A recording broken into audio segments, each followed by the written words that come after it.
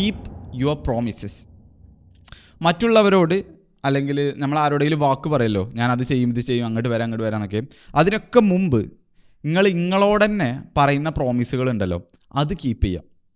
കാരണം നമ്മളോട് ഓരോ കാര്യങ്ങൾ പറഞ്ഞിട്ട് നമ്മളത് ചെയ്ത് കഴിഞ്ഞാൽ നമ്മളെ ശരീരം അല്ലെങ്കിൽ നമ്മളെ ബ്രെയിന്, നമ്മളെ ബോഡി സബ് കോൺഷ്യസ്ലി നമ്മളങ്ങനെ വാച്ച് ചെയ്യുന്നുണ്ട് നമ്മളെങ്ങനത്തെ ആളാണെന്നുള്ളത്.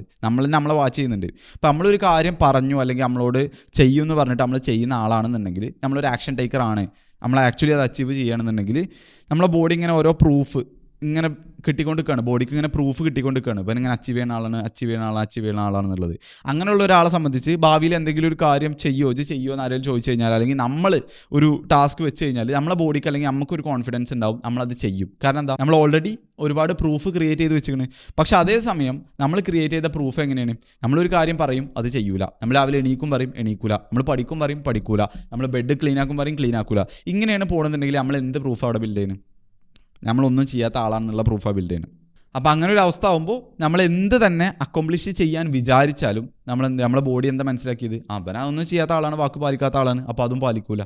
സോ ആൾവേസ് ഫസ്റ്റ് ബാക്കിയുള്ളവർക്ക് പ്രോമിസ് കൊടുക്കുന്നതിന് മുമ്പും കീപ്പ് ചെയ്യുന്നതിന് മുമ്പും ഫസ്റ്റ് നിങ്ങളോട് നിങ്ങൾ പറയുന്ന പ്രോമിസുകൾ, നിങ്ങൾക്ക് കൊടുക്കുന്ന വാക്കുകൾ എപ്പോഴും കീപ്പ് ചെയ്യാൻ ശ്രദ്ധിക്കുക. It will compound and it is a big thing in life.